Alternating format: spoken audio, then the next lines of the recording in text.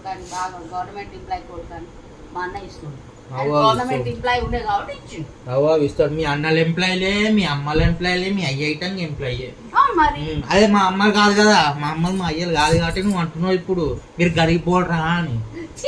ఏమనలేదు అట్లా చీ అన్నావు చూస్తా, చీ అన్నావు చూస్తా.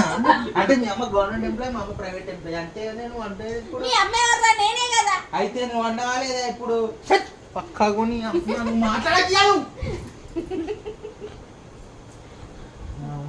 ఏమన్నంటూ మేము చికెన్ తిన్నాం, మటన్ తిన్నాం, తలకాయ తిన్నాం, మేము తింటాం. బట్ మా టైం వచ్చినప్పుడు మేము తింటాం, టైం వచ్చినప్పుడు తింటాం.